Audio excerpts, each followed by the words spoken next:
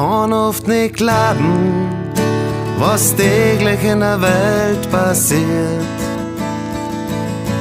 was Tag für Tag alles im Fernsehen läuft. Drum hab ich mir für den Ort, wo ich leben mag, aus Überzeugung kein Fernseher mehr gekauft. Seitdem sieg ich wieder mehr, was um mich um so Geschichte.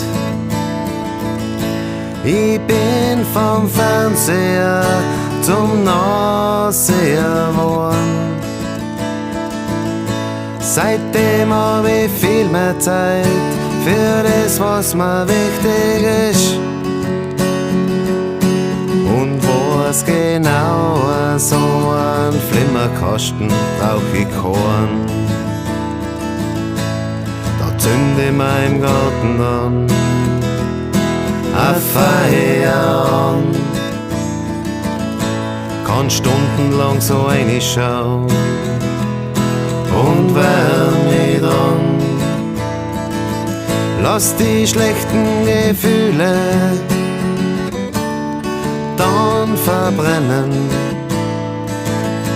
damit die guten Gedanken leichter kommen können.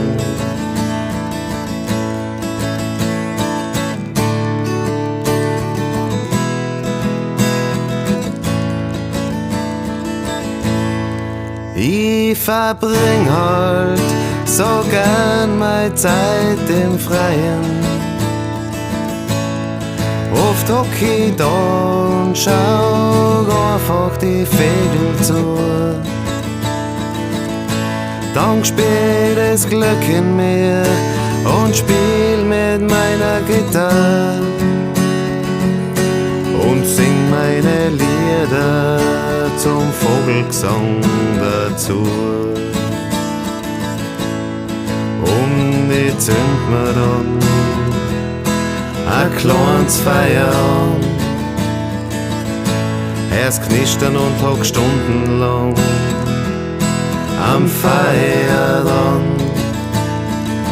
Lass die schlechten Gefühle dann verbrennen, damit die guten Gedanken leichter kommen können. Und weil es schlechte allem gleich verbrennt, bleibt nicht viel, was mich blockt. Keine schlaflosen Nächte, nix was an mir knockt. Der Fernseher bleibt bei mir verbannt, doch auch als Nachseher, da schau ich übern Tellerrand. Doch auch als Nachseher, da schau ich übern Tellerrand.